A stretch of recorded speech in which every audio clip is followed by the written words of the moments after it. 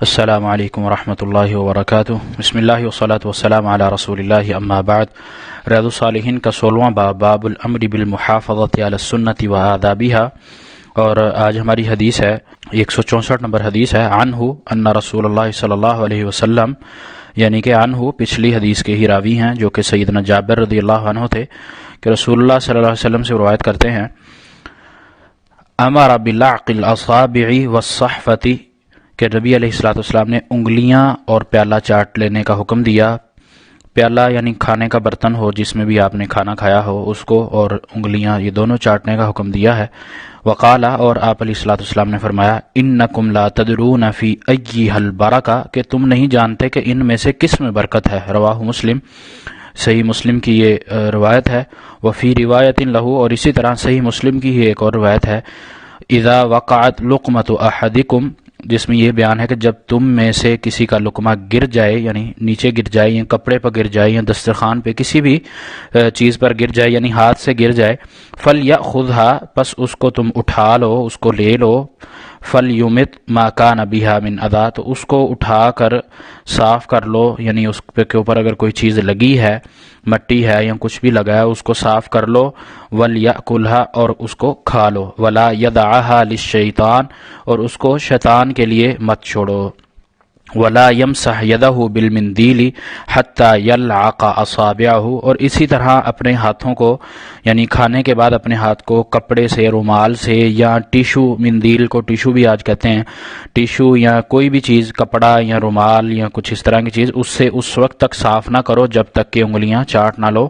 فإنہ لا یدری فی ای طعامہ البرکہ، تو اسی طرح کہ تم نہیں جانتے کہ کھانے کے کون سے حصے میں یا کون سے کھانے میں برکت ہے، یعنی کہ اگر تمہاری انگلیوں کو جو کھانا لگا ہے شاید اسی میں ہی برکت ہو، تو اس لیے یہ تم نہیں جانتے تو اس کو ایسے نہیں چھوڑو، ایسے صاف نہیں کرو بلکہ چاٹ لو۔ وفی روایت لہو، اسی طرح صحیح مسلم کی ایک اور روایت میں ہے، ان الشیطان یحضر احدکم عند کل شیء من شأنہ حتی یحضرہ عند طعامہ، کہ شیطان تمہارے پاس تمہاری ہر چیز میں حاضر ہوتا ہے۔ انسان جو بھی کام کرتا ہے اس میں شیطان آتا ہے، یہاں تک کہ کھانے کے وقت بھی شیطان آ جاتا ہے، یعنی انسان جب کھانا کھانے بیٹھتا ہے اس وقت بھی شیطان آ جاتا ہے، تو اگر انسان بسم اللہ پڑھ لیتا ہے تو وہ کھانے میں شامل ہونے سے رک جاتا ہے۔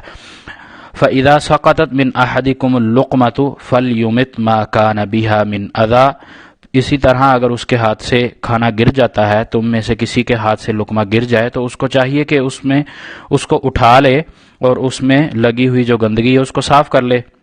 فَلْيُمِتْ مَا كَانَ مِنْ أَذًى مَا كَانَ بِهَا مِنْ أَذًى، اس کو کچھ ایسی چیز ہے، گندگی ہے یا کوئی چیز اس کو لگ گئی ہے تو اس کو صاف کر لو، فَلْيَأْكُلْهَا، پھر اس کو کھا لو، وَلَا يَدْعَهَا لِلشَّيْطَانِ، اور اسے شیطان کے لیے نہ چھوڑے۔ تو یہ صحیح مسلم کی 3 روایتیں امام صاحب نے اسے ایک حدیث میں جمع کی ہیں، یعنی ایک نمبر میں جمع کی ہیں،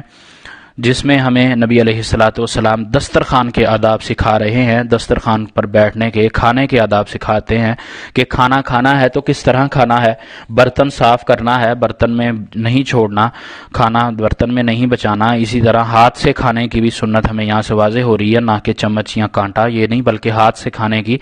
ہمیں اس ترغیب دلائی جا رہی ہے۔ اور پھر کھانا جو انگلیوں کو، ہاتھ کو لگ جائے اس کو صاف کر لینا ہے، یہ اور ایک اور چیز اس میں کہ اللہ کے نبی علیہ السلام گرا ہوا کھانا، یعنی جو انسان کھاتے ہوئے اس سے کچھ گر جاتا ہے، کچھ رہ جاتا ہے، اس کو بھی اٹھانے کا حکم دیا ہے تاکہ وہ شیطان کے لیے نہ بچے۔ جبکہ جس طرح یہ تیسری روایت میں مسلم کی کہ انسان کے ہر کام میں شیطان شامل ہوتا ہے، تو جب کھانا کھانے انسان بیٹھتا ہے، بسم اللہ پڑھ لیتا ہے، تو پھر شیطان اس کے کھانے میں شامل نہیں ہو پاتا، یعنی کہ انسان کے کھانے کے ساتھ شیطان نہیں کھا پاتا، کیونکہ اس نے بسم اللہ پڑھ لی، اللہ کا نام لے لیا ہے، شیطان کو یہ ضرب لگی، مار پڑی ہے اور وہ دور ہو گیا۔ اب وہ اس انتظار میں ہے کہ کھانا نیچے گرے اور اس کو گرے ہوئے کو یہ چھوڑ دے، پھر وہ شیطان کھائے۔ یہ بھی اللہ کے نبی صلی اللہ علیہ وسلم کی حدیث میں یہ الفاظ ہیں، وَلَا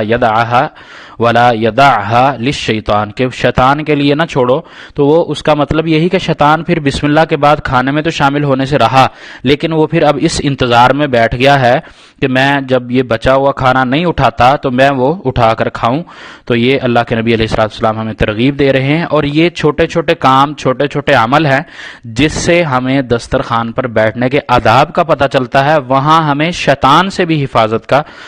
بتایا جا رہا ہے کہ ہم یہ کام کر کے اپنے آپ کو شیطان سے پناہ میں رکھ سکتے ہیں، شیطان کے حرکتوں سے، شیطان کی شیطانیوں سے، اس کی شرارتوں سے ہم اپنے آپ کو پناہ میں رکھ سکتے ہیں۔ اور اسی کے ساتھ ہم جب یہ عمل کریں گے تو اللہ کے نبی کی اطاعت میں شامل ہوں گے، جس پر ہمیں ثواب بھی ہوگا، ہمارا کھانا ضائع ہونے سے بھی بچے گا، ہمیں بیماریاں لگنے سے بھی محفوظ رہیں گے، اور پھر ہماری انگلیاں یا اس طرح ہم جو کھانا چاٹ لیتے ہیں اس کی ہم برکت بھی سمیٹ لیں گے، اور جو بچ جائے گا اس کو بھی اٹھا کر کھا لیں گے۔ مزید یہ کہ اگر کوئی اس میں ہمارے لیے برکت اللہ نے رکھی ہوئی تو ہم اس سے بھی فائدہ اٹھا سکیں گے۔ تو یہ ایک چیز سے عمل کرنے سے ہمیں کتنے سارے فائدے حاصل ہوتے ہیں، اور پھر اطاعت میں آنے کے بعد ہمارے درجات بلند ہوتے ہیں، درجات بلند ہونے پر ہمیں آخرت میں جو جزا ملے گی وہ ہمارے درجات بڑھنے کی وجہ سے ہمیں جنت اس کی بدلے میں دی جائے گی۔ تو یہ اللہ کے نبی صلی اللہ علیہ وسلم کی یہ چھوٹی چھوٹی سنت ہے جس پر عمل کرنے سے ہمیں بڑا فائدہ حاصل ہوتا ہے۔ اور اسی طرح انسان جب کھانا کھاتا ہے، مسلمان جب کھانا کھا لیتا ہے، آج تو سائنس بھی اس پر بہت ریسرچ کر چکی ہے، لیکن ہمیں اللہ کے نبی صلی اللہ علیہ وسلم نے اپنے عمل سے بتا دیا، ہمیں حکم دے دیا۔ تو یہ اگر ہم اس حکم کو نہ لیں، اس کو نہ سنیں، اس پر عمل نہ کریں تو اس میں کوتاہی ہماری اپنی ہے، ہماری اپنی ہی بدبختی ہے۔ تو اب اگر ہم اس سنت پر عمل کرتے ہیں تو انسان میں تواضع پیدا ہوتا ہے، انسان تکبر سے دور رہتا ہے۔ یہ اس طرح کی جو چیزیں اللہ کو ناپسند ہیں ان سے انسان دور ہوتا ہے، اور جو چیزیں اللہ کو پسند ہیں ان کے قریب ہوتا ہے۔ تو اسی طرح برتن جب صاف کرتا ہے تو پھر برتن واپس رکھتا ہے تو وہ بھی شیاطین کے لیے یا جنوں کے لیے نہیں چھوڑتا، کیونکہ برتن صاف ہے۔ اب وہ برتن کو دھو لے گا، اور دھونے کے بعد بلکہ برتن صاف ہی اس طرح ہونا چاہیے کہ وہ ایسے ہی لگے جیسے دھلا ہوا ہے، تو اس میں ہلکا سا پانی مار کر وہ اس کو دوبارہ استعمال کر سکتا ہے۔ اور اسی طرح ہمارے معاشرے کی بھی ہمیں اصلاح دی جا رہی ہے، ہمارے معاشرے کی اصلاح اس حدیث سے کی جا رہی ہے کہ انسان مسلمان مومن اتنا کھائے جتنی اس کو حاجت ہے، اس سے زیادہ نہ لے، حرص نہ کرے، طمع نہ کرے، اپنے اندر اس چیز کو پیدا نہ ہونے دے کہ میں زیادہ لے لوں، پلیٹ بھر لوں اور بعد میں وہ کھائی نہ جائے، بلکہ اتنا ہی اس کو لینا چاہیے جتنا اس کی ضرورت ہے، جتنا وہ کھا سکے۔ اور اس میں جو دوسرا نقطہ ہمیں سمجھایا جا رہا ہے وہ یہ کہ کھانا ضائع نہیں کرنا، کھانے کو ضائع نہیں ہونے دینا۔ وہ کھانا بھلے آپ خود کھا رہے ہیں، اکیلے ہیں، کسی کی مجلس میں ہیں، کسی کے ساتھ ہیں، مہمان کے ساتھ ہیں، یہاں تک کہ آپ کسی دعوت میں بھی ہیں تو وہاں پر بھی آپ کھانے کو ضائع ہونے سے بچائیں۔ کھانے کو اس طرح ضائع نہ کریں کہ ایک چیز ہے، آپ اس کو چمچ آپ کے ہاتھ میں پہلے آ جاتا ہے تو آپ زیادہ بھر لیتے ہیں، پلیٹ زیادہ بھر لیتے ہیں، لیکن وہ اس وقت آنکھ یہ چاہ رہی ہوتی ہے کہ میں زیادہ چیز لے لوں، لیکن بعد میں پیٹ اجازت نہیں دیتا، بعد میں وہ کھایا نہیں جاتا، تو انسان پھر اس کو ٹیبل پر اسی حالت میں ہی چھوڑ دیتا ہے۔ یہ اللہ کے نبی علیہ السلام کی سنت کے خلاف ہے۔ اور اسی طرح پھر وہ کھانا باہر گرتا ہے، کیونکہ ظاہر ہے جو کسی نے کھا لیا وہ تو دوسرا نہیں کھاتا۔ آج کل ہمارے یہ بھی عام رواج ہے، پہلے تو یہ تھا کہ مسلمان بھائی کا کھانا کھا لیا کرتا تھا، لیکن آج کوئی کھانا کھا لیتا ہے تو اس کے بعد وہ دوسرا نہیں کھاتا، تو وہ ویسے بھی اس کو پتہ نہیں ہوتا کہ کھانا کھانے والا کون ہے، کس طرح کھا کر گیا ہے، تو اس وجہ سے بعض لوگوں کو کراہت بھی محسوس ہوتی ہے، تو اس سے بھی وہ بچتے ہوئے وہ کھانا وہ نہیں کھاتے، تو پھر وہ کھانا